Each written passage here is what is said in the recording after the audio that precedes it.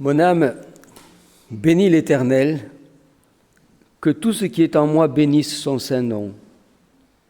Mon âme bénit l'Éternel et n'oublie aucun de ses bienfaits. C'est lui qui pardonne toutes tes iniquités, qui guérit toutes tes maladies.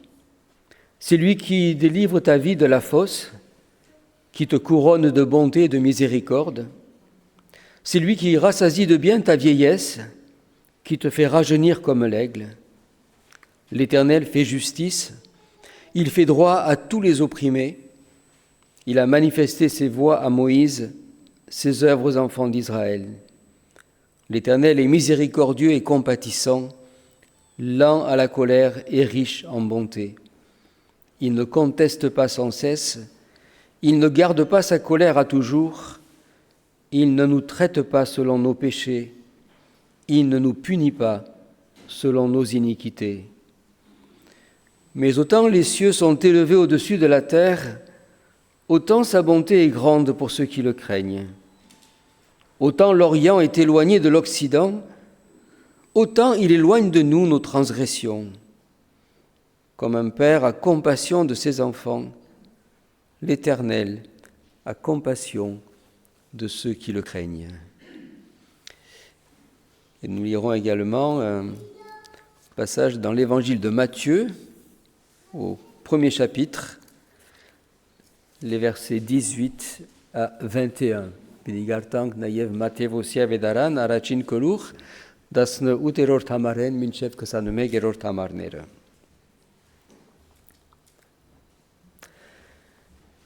Voici de quelle manière arriva la naissance de Jésus. Marie, sa mère, ayant été fiancée à Joseph, se trouva enceinte par la vertu du Saint-Esprit avant qu'ils eussent habité ensemble. Joseph, son époux, qui était un homme de bien et qui ne voulait pas la diffamer, se proposa de rompre secrètement avec elle. Comme il y pensait, voici un ange du Seigneur lui apparut en songe et dit : « Joseph, fils de David, ne crains pas de prendre avec toi Marie, ta femme, car l'enfant qu'elle a conçu vient du Saint-Esprit. Elle enfantera un fils, et tu lui donneras le nom de Jésus. C'est lui qui sauvera son peuple de ses péchés. » N'oublie aucun de ses bienfaits. La mémoire est une fonction du cerveau qui nous permet de conserver, de nous rappeler des événements passés de notre vie.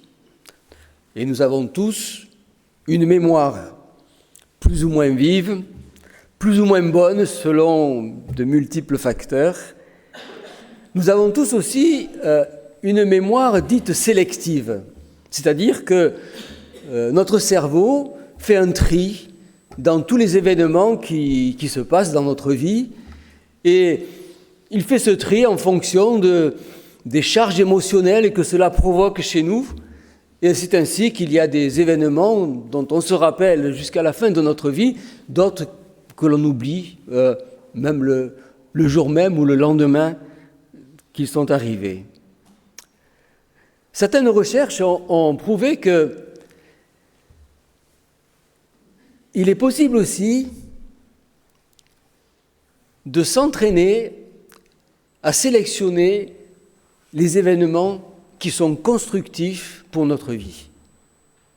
Ce qui veut dire que nous avons là quelque chose, nous, un exercice à faire.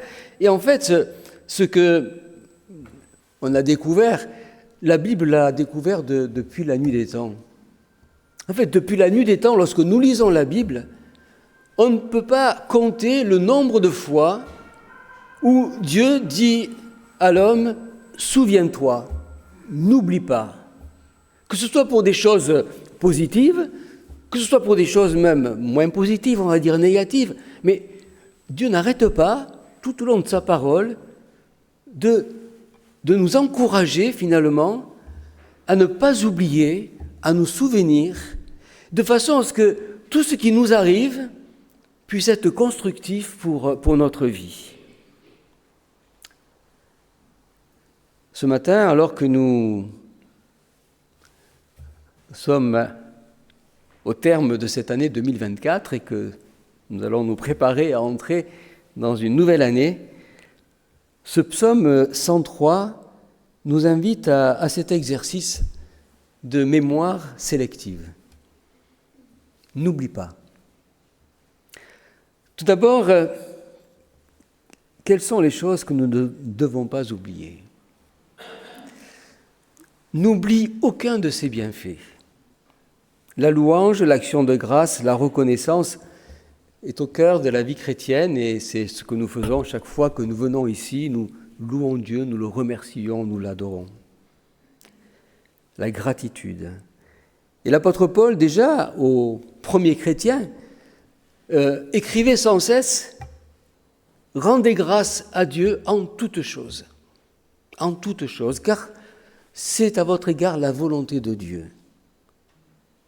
Rendez continuellement grâce pour toutes choses. » Il écrit à un autre endroit « Grâce soit rendue à Dieu, qui nous donne toujours la victoire de triompher en Jésus-Christ. » C'est dire, on pourrait multiplier ces invitations que nous trouvons dans la parole de Dieu, des invitations à la gratitude. La parole de Dieu nous invite à pratiquer cette mémoire sélective vis-à-vis de Dieu, de ne pas oublier tous les bienfaits de Dieu. Et il me semble que chaque fin d'année, chaque début de nouvelle année, c'est toujours l'occasion pour nous de faire un petit retour pour rendre grâce à Dieu. Pas toujours facile, peut-être, allez-vous dire, de rendre grâce à Dieu quand tout va mal autour de nous. Quand on voit ce qui se passe aussi, difficile de rendre grâce et on ne peut pas remercier Dieu pour tout ce qui se passe dans le monde d'aujourd'hui, bien sûr, tout le mal qui se passe dans le monde. Mais nous sommes invités à rendre grâce à Dieu pour toutes choses. Peut-être pas toujours facile, mais c'est ainsi que la parole de Dieu nous invite à le faire. Non pas pour, comme une méthode couée, ou la pensée positive, de dire, voilà, il faut dire les bonnes choses et puis ça va aller. Non, il ne s'agit pas de parler à nous-mêmes, il s'agit de parler à Dieu, de rendre grâce à Dieu. Il s'agit de la prière. Il ne s'agit pas de se convaincre que tout ira bien demain. Il s'agit simplement de remercier Dieu pour chacun des bienfaits qu'il nous accorde. Aussi bien, je dirais, les bénédictions qu'il nous donne, aussi bien peut-être les aides qu'il nous a accordées dans les difficultés que nous avons traversées les uns et les autres durant l'année qui s'est écoulée. C'est-à-dire que nous avons de quoi rendre grâce à Dieu, quelles que soient les circonstances de nos vies. Et il me semble que ce matin, si nous sommes là, si nous écoutons cette parole, c'est que nous sommes en vie. Et si nous sommes en vie, c'est déjà un des plus grands bienfaits que Dieu nous donne. Quelles que soient les circonstances de nos vies, peut-être que ça va, peut-être que ça ne va pas, c'est pas ça l'important. L'important, c'est, tu es en vie aujourd'hui, tu es là. C'est une grâce. C'est une grâce de Dieu. Sans compter, bien sûr, tous les bienfaits de Dieu, sans compter la liberté qu'il nous donne, sans compter la paix qu'il nous donne, alors que tant et tant de gens aujourd'hui vivent dans la crainte, dans la peur. Quelle grâce! Nous avons vraiment de quoi remercier Dieu pour l'année écoulée, pour tous les bons moments que nous avons vécus, et puis pour tout le soutien que nous avons eu durant tous les événements difficiles et compliqués de nos vies dans l'année qui s'est écoulée. Combien nous devons rendre grâce à Dieu. N'oublie aucun de ses bienfaits.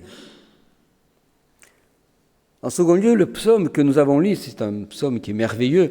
C'est un psaume aussi qui qui nous rappelle aussi un sujet d'action de grâce et pour lequel nous devons remercier Dieu qui est, je dirais, des plus importants. C'est lui qui pardonne toutes tes iniquités. Le psaume 103, en nous disant cela, nous rappelle une chose, nous rappelle que nous sommes tous des pécheurs. Et lorsque Dieu nous rappelle que nous sommes tous des pécheurs, ce n'est pas pour nous condamner. Lorsque Dieu nous rappelle que nous sommes tous des pécheurs, c'est pour nous dire qu'il est là pour nous pardonner. Souviens-toi de tes égarements, disait Dieu à son peuple à maintes reprises. Souviens-toi quand tu t'es plaint dans le désert, souviens-toi quand tu t'es plaint de telle ou telle chose. Souviens-toi d'où tu es tombé parfois. Et si Dieu nous invite à prendre conscience de ça, c'est pour nous pardonner. Parce que Dieu est un Dieu qui nous pardonne en Jésus. C'est ce que l'ange a dit à Joseph pour la naissance de Jésus. C'est lui qui sauvera son peuple de ses péchés. C'est pour cela que Jésus est venu dans ce monde. Il est venu pour pardonner nos péchés. Il est venu pour que nous soyons pardonnés de toutes les fautes que nous commettons, consciemment ou inconsciemment. Nous en faisons tous. La bonne nouvelle de l'Évangile, c'est qu'en Jésus, Dieu pardonne toutes nos fautes. À nous d'y croire et à nous de lui demander pardon.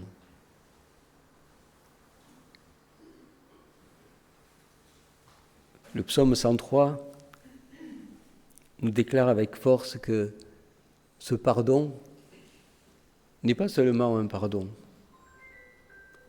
mais que ce pardon nous permet de nous délivrer de la fosse. C'est lui qui te délivre de la fosse, c'est-à-dire qu'il te délivre de la mort. Il te délivre de la mort éternelle. Il te donne la vie. C'est un pardon qui donne la vie. C'est un pardon par lequel nous avons cette espérance de l'éternité lorsque nous sommes confrontés à la mort. Il met au loin nos offenses, il les éloigne. C'est beau cette image de dire autant l'Orient est éloigné de l'Occident. Ainsi il éloigne nos fautes. Il met au loin toutes nos offenses. À nous de croire humblement et d'accepter cette grâce et de vivre librement. Comme dit l'apôtre Paul, il n'y a plus de condamnation pour ceux qui sont en Jésus. Alors oui,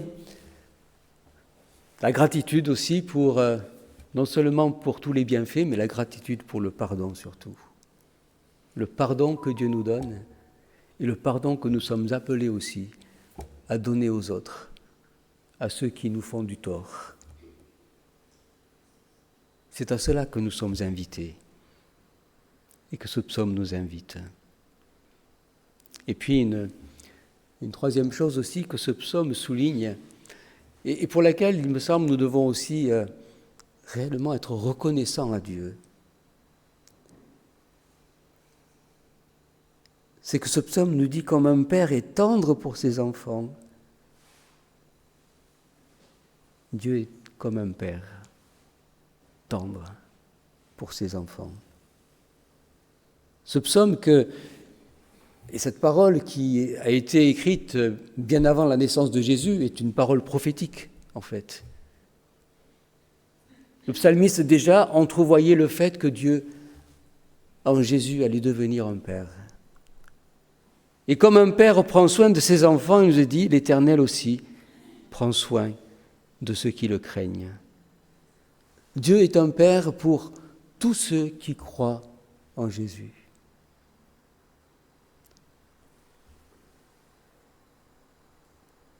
Quelle image avons-nous de Dieu ?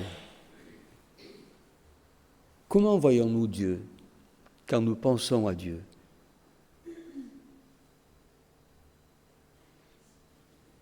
Nous le voyons comme un Un extraterrestre, oui, parce qu'il est extraterrestre de toute façon. Nous le voyons comme quelqu'un qui est bien loin, qui maîtrise toutes choses, comme quelqu'un de tout-puissant, comme quelqu'un qui juge, quelqu'un qui... je ne sais pas comment nous voyons Dieu. Comment est-ce que nous le voyons ? Certes, Dieu est tout-puissant. Certes, Dieu est ce Dieu mystérieux, ce Dieu incompréhensible, ce Dieu qui fait des choses qu'on ne comprend pas parfois même dans nos vies. Certes, Dieu est tout ça, mais Dieu est aussi un Père. En Jésus, il est ton Père. Un Père exemplaire, un Père qui est tendre, un Père qui se réjouit, un Père qui se réjouit de tout ce qui nous réjouit, et un Père qui aussi a compassion de nous lorsque nous passons par des moments difficiles et compliqués. Comme un Père, pour ses enfants, il partage aussi tous nos soucis. Il partage tout ce que nous vivons.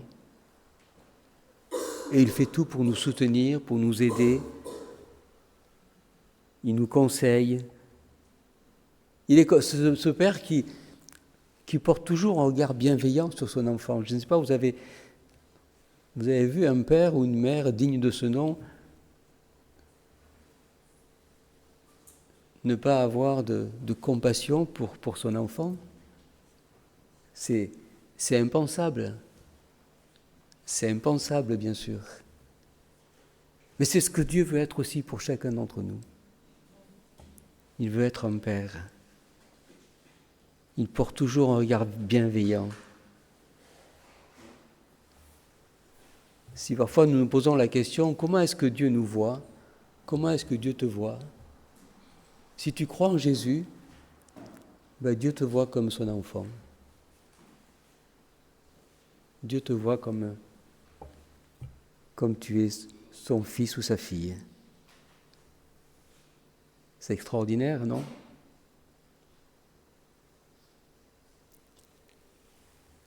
Et l'apôtre Paul va même jusqu'à nous dire que par le Saint-Esprit qui habite en nous, on peut même l'appeler papa. Appeler Dieu papa. Ça vous arrive? Peut-être pas souvent. Et pourtant, on pourrait dire merci papa.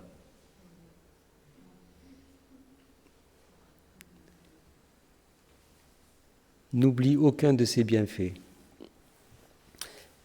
En ce dernier dimanche de l'année, ce psaume 103 nous invite réellement à remercier Dieu, à être dans la gratitude. Non pas dans une gratitude béate pour dire oui, tout va bien, tout est bien allé dans cette année, non. Dans une gratitude réfléchie, sélective, oui. Dans cette année, nous avons eu tant et tant et tant de bénédictions, tant et tant de choses positives nous avons vécues. Oui, mais dans cette année, nous avons eu aussi beaucoup de difficultés, beaucoup de souffrances. Mais si nous sommes là ce matin, et si nous sommes en vie, c'est que dans aucune de ces difficultés, de ces souffrances, nous n'avons été abandonnés. Sinon, nous ne serions pas là.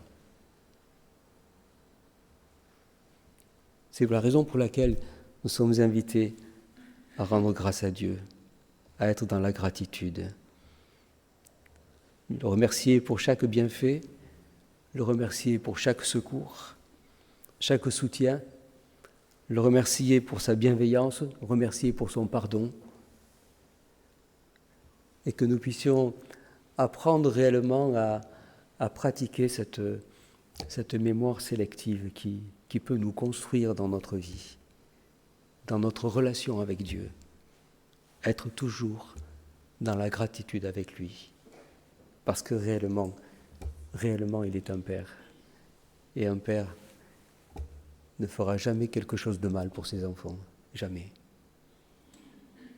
Et Dieu ne fera jamais quelque chose de mal pour chacun d'entre nous, si nous croyons en lui. Que le Seigneur nous aide à vivre cela et qu'il nous aide aussi à en être les témoins autour de nous. Ce temps de fête aussi, nous allons nous retrouver en famille ou avec des amis dans la semaine qui est là pour fêter la nouvelle année, que nous puissions, pendant ces moments-là, avoir un temps aussi de reconnaissance et de gratitude et de renouveler notre confiance en lui. Que Dieu bénisse sa parole et que nous n'oublions aucun de ses bienfaits. Amen.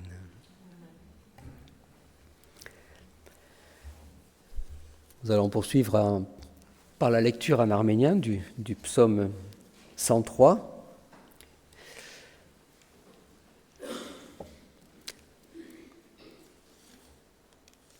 Ով իմ անձս օրհնեդերը ու այն ամենը, որ իմ ներսիտիս է անոր սուրբ անունը, ով իմ անձս օրհնեդերը եւ անոր բոլոր բարերարությունները մի մոռնար, որ գկավե բոլոր անօրինություններդ ու գբժշկեք ու բոլոր հիվանդություններդ, որ գպրգեք ու կյանքդ աբականութենե եւ գբսագեք ես ողորմությունով ու կտությունով, որ գլեցնեք ու ձերությունդ բարությունով ու քու մանկությունդ արձիվի պես կնորոգվի, դերը արտարություն ու իրավունք գնե բոլոր զրկվածներուն, անիգա իր ջամպաները Մովսեսին ջանցուց ու իր կորձերը Իսրայելի որդիներուն, բարեկուտ ու ողորմած է դերը, երգայնամիտ ու արատ ողորմությունով, անիգա մինչև վերջը չի հագարագիր և հավիդյանս ողջ չի բահեր, անիգա մեր մեղքերուն համեմատ չրավ մեզի ու մեր անօրենություններուն համեմատ հատուցում չրավ մեզի, հաբավոր չափ, որ երկինքը երկրեն բարձր է, անչափ իր ողորմությունը իր մեղվախցողներուն վրա զորավոր է, որչափ որ արևելքը արևմուտքեն հեռու է, անչափ հեռացուց մեզ մեր հանցանքները, ինչպես հայր գկտա իր որդիներուն վրա, այնպես ալ դերը գկտա իր մեղվախցողներուն վրա։ Անոր բոլոր բարերարությունները մի մոռնար։ Այս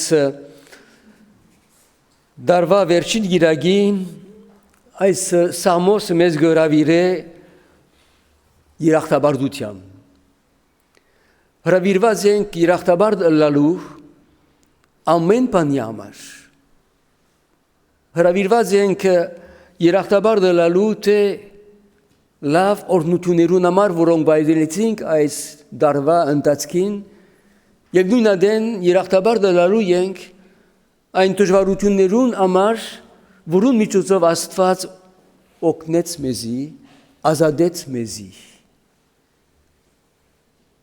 Ասորաբար այս սամոսը շատ գեղեցիկ բատկամ ունի մեզի այսօր, չմոռնալ։ Բոլորս ալ միտք ունենք եւ գիտենք, որ այս միտքը երբեմն ընդրություն գնե, գարկ մպաներ գհիշենք, գարկ մպաներ գմոռնանք։ Եվ Աստվածաշունչը մեզ գրավիր է, որ միշտ հիշենք եւ չմոռնանք Աստուծո բոլոր ըրածները, թե օրհնությունները, որ դվավ մեզի, թե օգնությունը, որ արավ մեզի։ Եվ մենք հրավիրված ենք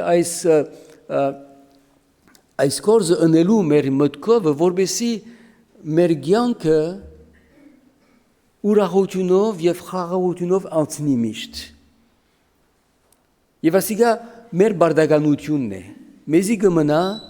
մեզի գմնա հիշել չմոռնալ։ Եվ գտեսենք Աստվածաշունչի մեջ, որ շատ անգամ Աստվածաշունչը հրավիրե մեզի, որ չմոռնանք, հիշե, մի մոռնար, հիշե, իր ժողովրդին կրնանք հին գտակարանը, նոր գտակարան նույն բանն է, միշտ հիշե, չմոռնա, մի մոռնար։ Ինչ պետք է որ հիշենք եւ չմոռնալ։ Այս սամոսը 3 նյութեր գուտա մեզի, որում ասին պետք է որ մոռնանք, պետք է որ միշտ հիշենք։ Առաջինը իր բարերարություններն են, իր օրհնություններն են։ Կրնա կսել դերևս, որ նեղության մեջ կգտնվիք, այո, կարելի է, բայց եթե հոս ենք հիմա, եթե ողջ ենք, արդեն օրհնություն մնե, արդեն բարերարություն մնե Աստուծո,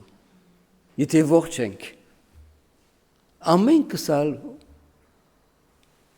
նույն ունենք փառք տալու Աստուծո, եթե հոս ենք և դե գաբրինք։ Ուրեմն նախ և առաջ դերը իշեցնե մեզի, որ պետք չէ որ մոռնանք իր բոլոր բարերարությունները, չմոռնանք իր օրհնություններ և չմոռնանք իր օգնությունը։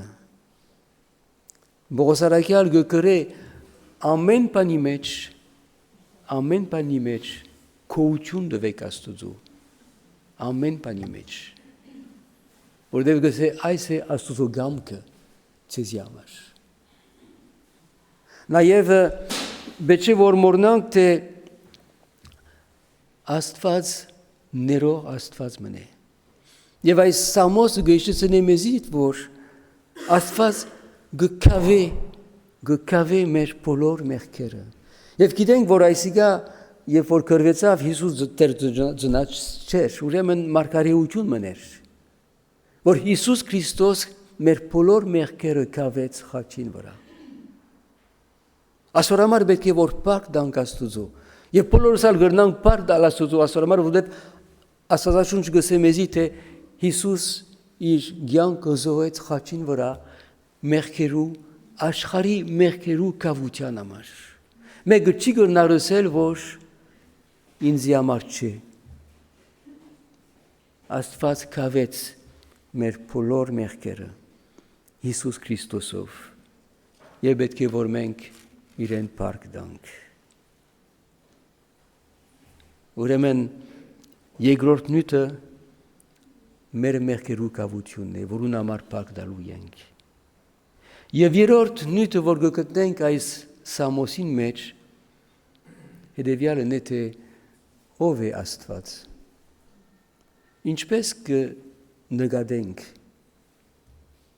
Աստված ով է։ Այս Սամոսը գեշտեսնի մեզի, որ Աստված հայրն է, Աստված մեր հայրն է, և գսե ինչպես հայրը գկտա իր որդիներուն վրա, Աստված ալ գկտա իր մևաղցողներուն վրա։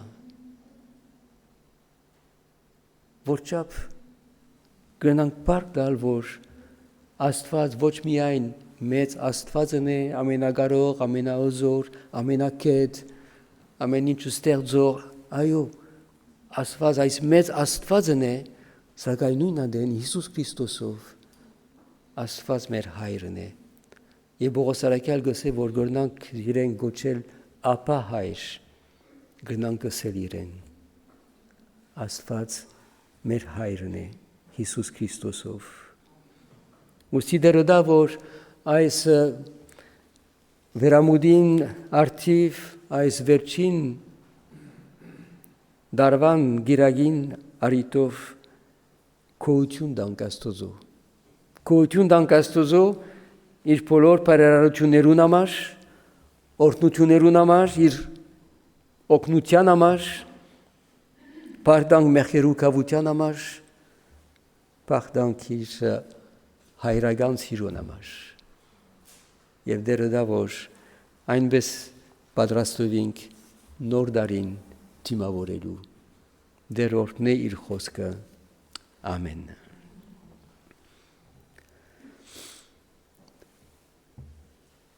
Je vous invite maintenant à rester dans un temps de recueillement, et dans ce temps de recueillement, chacun d'entre nous, nous pouvons faire remonter vers Dieu notre reconnaissance, notre gratitude, et avoir l'occasion de lui dire dans nos cœurs, Seigneur, merci. Papa, merci. Merci pour toutes les bénédictions, merci pour tous les soutiens, merci pour tout ce que nous avons vécu durant l'année qui s'est écoulée.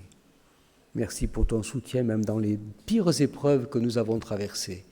Tu as toujours été là, parce que nous sommes là ce matin. Uraman ima մեր սրտերու մեջ բացասնենք մեր աղոթները եւ Աստծո փառք տանք ամեն բանի համար։ Ինչ որ ապրեցանք 2024 դարվան ընթացքին փառք տանք իրեն։ Եվ այս ձևով մենք հավատքով վստահությունով դիմավորենք նոր դարին։